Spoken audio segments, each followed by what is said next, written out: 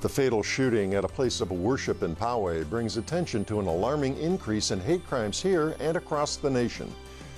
Mexico deals with a soaring homicide rate, and experts say American-made guns are the root of the epidemic. And new restrictions on short-term rentals along our coastline are debated in the state assembly, what the bill proposes for Airbnb-type transactions. I'm Mark Sauer. The KPBS Roundtable starts now.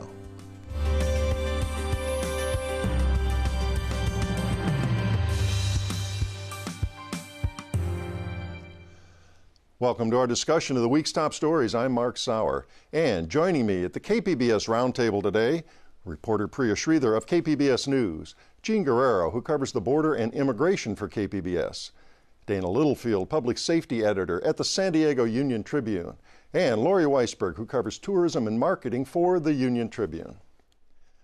Well, the letter appears to have been posted online by the young man accused of the deadly shooting at Chabad of Poway synagogue. Jewish people, in the writer's view, are guilty of faults ranging from killing Jesus to controlling the media and deserve to die. To kill Jews would glorify God, according to the letter. The alleged author, a 19-year-old, is in jail without bond after being charged with 1 count of murder and with a hate crime special circumstance, and 3 counts of attempted murder and 1 count of arson. That last charge involved an arson attack last month at Escondido at a mosque. These attacks put the spotlight once again on hate crimes in our society. Here's what San Diego District Attorney Summer Stephan said regarding the spike in violence spawned by hate. Sadly, we are seeing a rise in hate crimes nationally and also in San Diego County. Over the last year and a half, we've seen an increase of about 40% in hate crimes. Our office has seen a doubling of the reports that come in for hate crimes.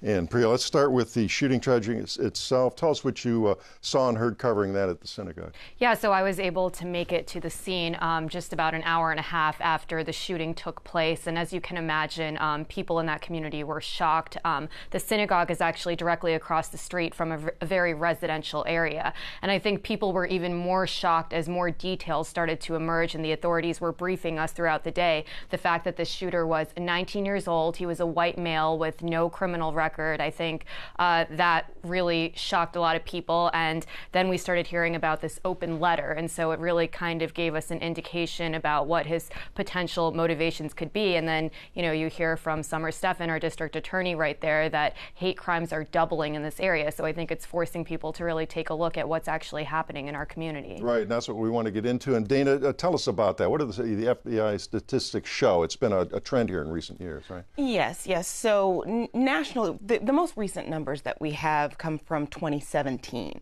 So there were 1,500 hate crimes reported across the country in that year. And that is a marked increase from 2012, which that's about a 40% increase. And I believe that's what the district attorney was referring to. And so of those 1,500 hate crimes, about 2/3 of those seem to be motivated by some kind of anti-Semitic feeling, motivation.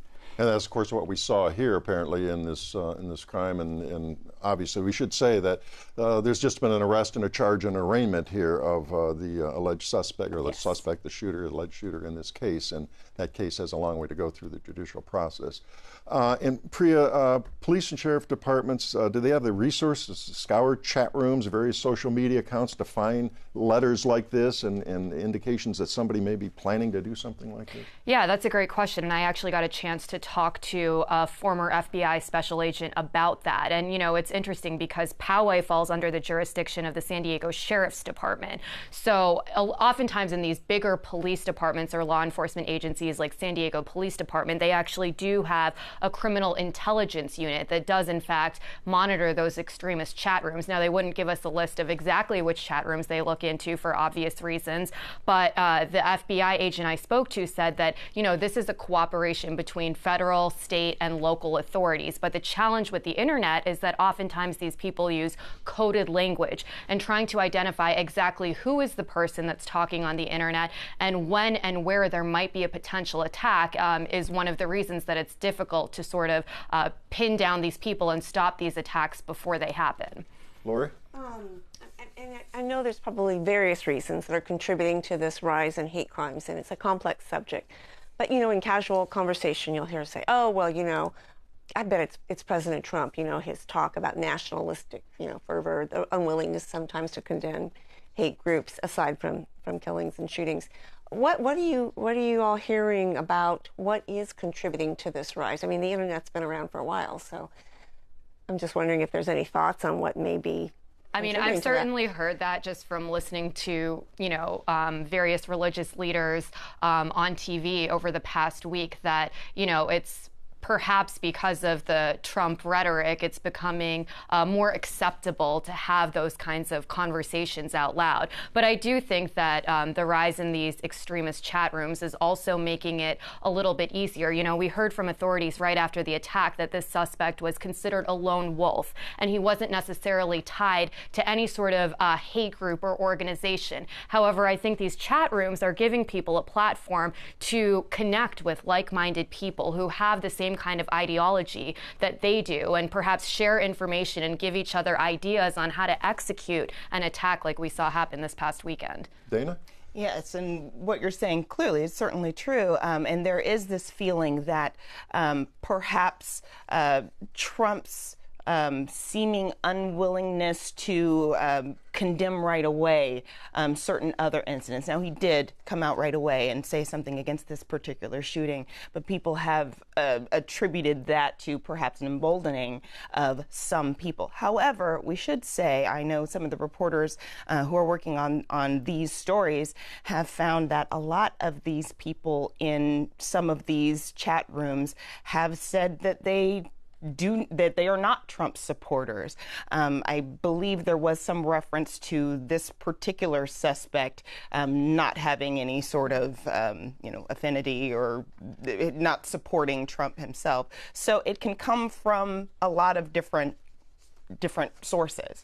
In his open letter, he didn't mention President Trump at all, right? That's my understanding. I think he actually explicitly said that this had nothing, that he's not a supporter of President Trump. Mm-hmm. But also the law enforcement officials that I did speak to said that oftentimes they'll throw these sort of red herrings out there just to try to, distance themselves from a particular political ideology or an extremist group. So it's hard to know, what his actual thoughts were. And I should mention that authorities are still looking into the legitimacy of that open letter, but it's something that they mentioned in the arraignment as well. Well, I'm glad you brought that up, Lori, because that's one of the things I did want to touch on here, the elected leaders failing or even poisoning at times our culture and the norms through heated political rhetoric. I mean, the anger, the tribalism just in our politics, and then you mix into that religion and international politics and the kind of the social media steroids aspect in terms of just overheating everything, and it really gets to be a problem. Didn't want to throw it out to the panel about the challenges for reporters and media. We get the call on last weekend in this case here, and of course it's on the heels of these other tragedies around the world, that this is suddenly an international story, and we're going to rush to the scene, and we're going to talk to as many people as we can. We're going to look at the background of the suspect without glorifying the suspect. You got to walk that fine line. And then we find out with these 2 and 3 day later leads, as we call them in the business, what does it all mean, and what positions the media really to weigh in on this other than to stoke the debate? Laura? I think right away there's a keen interest in finding out who was, in this case and in all other cases, who was the shooter? What motivated him? Who was he? And so we did that first story.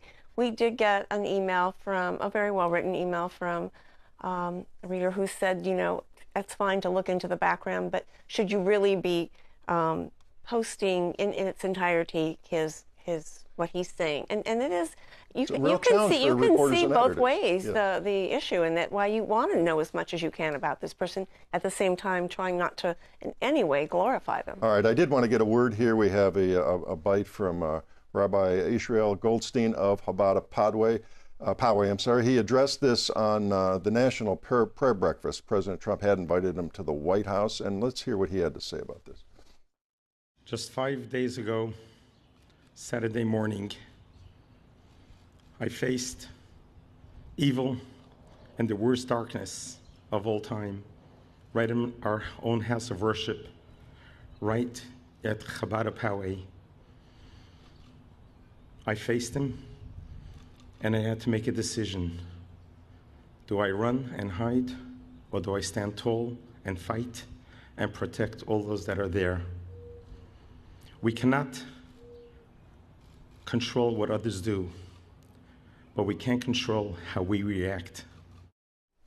All right, now I wanted to get another voice in here on that reaction there. The letter associated with this shooting suspect cited biblical teachings from his conservative Orthodox Presbyterian church, and that caused some serious soul searching among Christian pastors. That was according to a major story in the Washington Post this week. I interviewed the author of that story, reporter Judy Zosmer, who covers religion for the Post. Let's hear a bit of what she had to say from her reporting. He wrote about a lot of different beliefs, most of which are coming from white supremacist and anti-Semitic chat rooms and various online forums. But some of it is coming from Christian theology. Some of what he talks about is about his own salvation and how he's saved because he's been selected by God, not because of his actions, and about the martyrdom of various Christian figures throughout history, including talking about how the Jews killed Jesus, as he puts it. He quotes from the New Testament. It's not just online hate rooms. So quite a mix there, and just a couple seconds left here. Again, I want to get back to the media's responsibility. How much do you go with this? Not many people, that letter was taken down quickly, not many people that I can see published that in its entirety, made some references to it, right? Dana? Right. I mean, we did try to give our readers, our audience, some idea of what the purported thinking was behind this conduct. So you have to give some of it, but we're not publishing every single word that he said. And as we go forward, we have to stare this issue in its face. We have to look at what's going on here. We have to ask the questions, as all of us are, who else might be motivated by these same influences and might be planning something, and where is this coming from? We're asking all of those questions. But as we do that, the questions we have to ask ourselves is, how far is too far? How much is too much? And sometimes those lines shift day by day. Our goal is to inform the public, of course, but we do not want to give legitimacy where there shouldn't be, and we do not want to amplify sentiments that perhaps we should not. So these are questions that we're wrestling with. Okay, we'll leave it there. Obviously not going to resolve all this in a segment here today, but as Lori said, I think we need to listen to our audience, our readers, our listeners, and when they respond and they get involved in these discussions too. Well, we are going to move on. We're going to move on to a story about extreme violence of a different sort. Mexico, and Tijuana in particular, experienced a shocking level of bloodshed. More than 33,000 people were murdered in Mexico last year, more than 2,500 in Tijuana. President Trump repeats groundless claims about criminals overrunning our southern border, but the vast number of American guns and bullets flowing south is all too real. And Gene, you had a two-part series on that this week about American gun running to Mexico. It showed how easy it is for American guns and ammo to wind up in Mexico, which is a country with pretty strict laws regarding possession and sale of weapons. Why is this happening? So, I mean, it's just when you look at the ports of entry, everybody is familiar with the long lines that you see to get into the United States. But when it comes to going to Mexico, you could drive across that border without ever being stopped by a Mexican customs agent. You barely pause as you go. Yeah, I go to Mexico all the time, and I've only been stopped maybe 4 or 5 times that I can remember. So, I mean, if you want to take guns into Mexico, it is illegal, but it is very possible and very easy to do. And do they have a sense of how many weapons are flowing and what kinds of guns are flowing into Mexico? What are we talking about? So we're talking about hundreds of thousands of weapons, according to a study by the University of San Diego. And there's been an increase in higher caliber weapons, so AR-15s, AK-47s. There's also handhelds like Glocks. And there's been a significant increase. So just last year, there was a 92% increase in the amount of guns seized by Mexican customs going in from the United States. But U.S. agents do find it hard to track gun smuggle into Mexico, right? Yeah, so the reason it's difficult is the U.S. doesn't keep a federal registry of who has guns in the United States. It's not allowed to do that. You also have different laws from state to state. In about half of the states in the United States, you can sell a gun to another person without that ever being recorded or having any kind of background check. So these guns end up in Mexico, and the government can't track them unless the Mexican government seizes it in a crime scene, submits it to the ATF for tracing, but then it has to, use the manufacturing number to trace it individually. So it's a very difficult process. And the reason that it is so difficult to track these guns is because gun advocacy groups have fought to make sure that there is no federal registry of these weapons, because they believe that it could eventually lead to some kind of national confiscation of their weapons, and they believe that the Second Amendment protects them from having that in place. Is the Trump administration looking at gun smuggling and this violence south and the American guns that are winding up there? No. So, I mean, because we've been in these NAFTA, to redo NAFTA and call it something new, and these negotiations have been ongoing. Right. I mean, so they've been talking about increasing technologies, surveillance technologies at the ports, and that's something that the Mexican Customs Agency told me that they plan to really ramp up is surveillance technologies at the ports to try to detect more and more of these weapons coming through. But as far as President Trump making this a priority, that's definitely not happening. At the NRA a few days ago, he announced that the U.S. was actually pulling out of an international arms trade treaty that is supposed to regulate the cross-border smuggling of weapons. So maybe right at the wrong time when we look at these homicide statistics down in Mexico. Now, you interviewed a self-described border vigilante from East County. What's his view on all this? So he believes that if Mexico's gun laws were as sort of loose as ours, that in fact Mexico would see less crime. That the Second Amendment is in place to protect this kind of thing from happening. So he says that if more people had access to weapons in Mexico, then they would be able to protect themselves from the criminal groups and the corrupt politicians who sort of keep them subjugated by being the only ones who have access to these weapons. Because again, Mexico, it's very, very hard to get a gun in Mexico. There's only one gun store in the entire country. It's in Mexico City. It's controlled by the military. To get a gun, you need to travel to Mexico City. You have a 6-month background check, so you have to have enough money to travel to Mexico City multiple times. And there's a restriction on the type of caliber, like there's a limit on the caliber of the weapon. So it's very strict, but you still see criminal organizations. A great black market going on. Right, there's a massive black market, and a majority of these guns are coming from the United States. And before we leave this topic, I did want you to give us the viewpoint of one of the bloodshed victims here, and what did she have to say? Yeah, so I spoke to a woman, Julieta Sanchez, her son was actually killed in Tijuana, fatally shot, after she sent him there because he was struggling with drug addiction and she couldn't afford treatment in the United States because it's so expensive here to treat addictions. And so she sent him to rehab in Tijuana that was much more affordable, and right before they were going to check him in, he was shot. And she believes that if the U.S. had more control over the weapons that are flowing into Mexico, that this would not have happened. So would be alive. Well, we'll look forward to more reporting on that. It's an incredible situation there. We're going to move on to a new topic. 4 years and hearings of haggling over short-term vacation rentals in San Diego resulted in an ordinance that turned out to be a bust. Now state legislators are taking a crack at an issue for which vexing seems to be an inadequate word. That fair enough to say, Lori? Oh, yeah. We'll start there. What is this bill regulating short-term rentals? And again, these are these Airbnb type rentals that folks are renting out homes and parts of their homes. Right. So this is coming from a legislator in Encinitas, Tasha Bernard Horvath, and she has put this bill that she says, hey, I'm not targeting the hosts, I'm targeting the short-term rental platforms, but it is targeting the hosts as well. It would limit the short-term when the homeowner is away, the primary resident is away.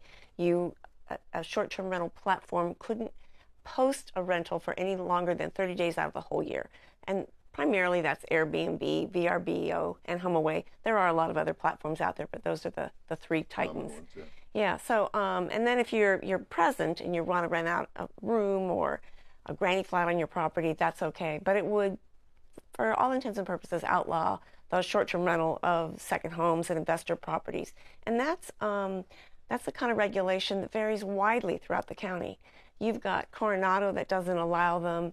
You've got Carlsbad that allows them in the beach areas. You've got Solana Beach with strict day limits in terms of no shorter than 7 days. And in San Diego, you've got no regulations.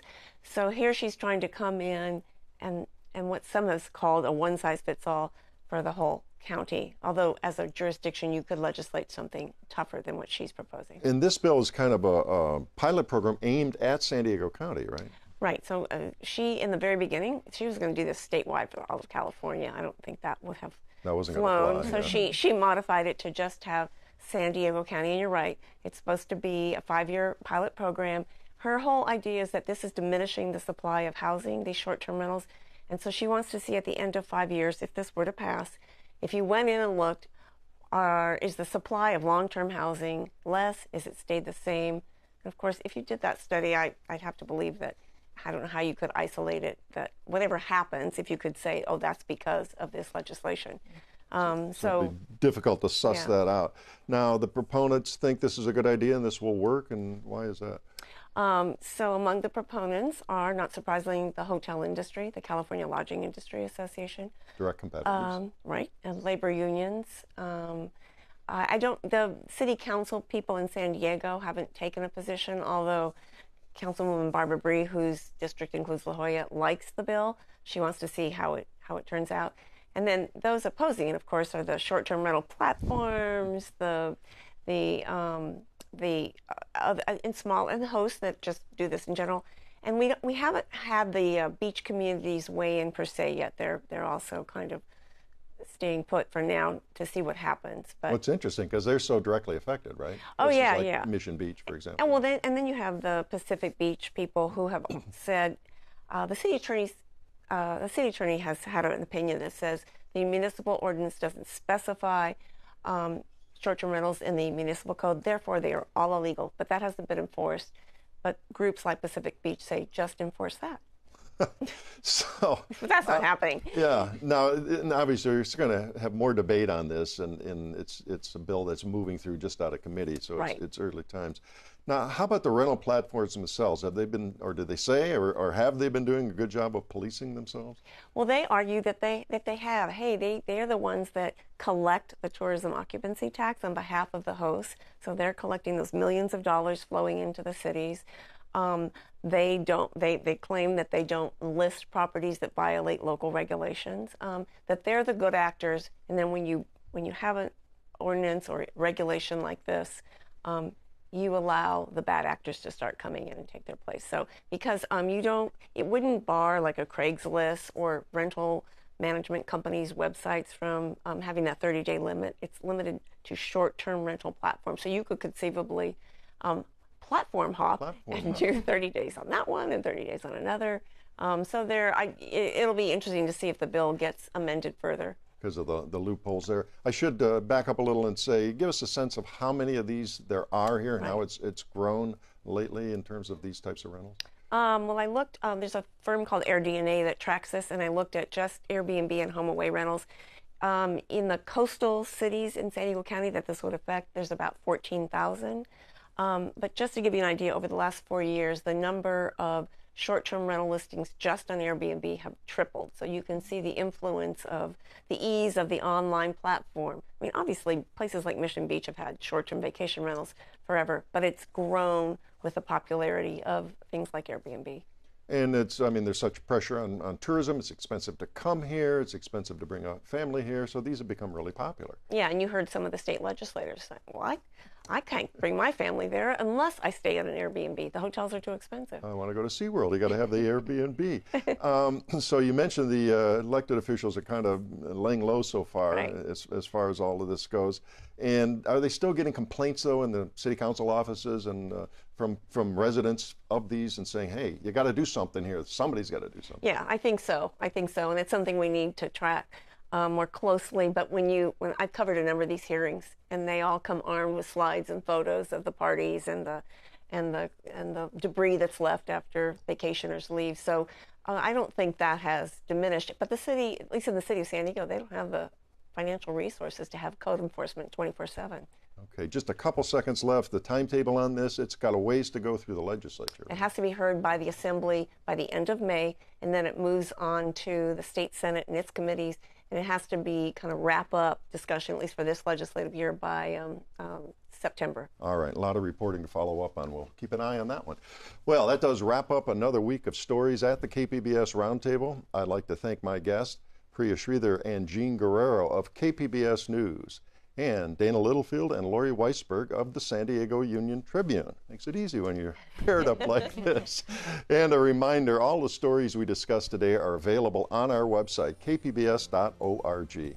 I'm Mark Sauer. Thanks for joining us today, and join us again next week on the Roundtable.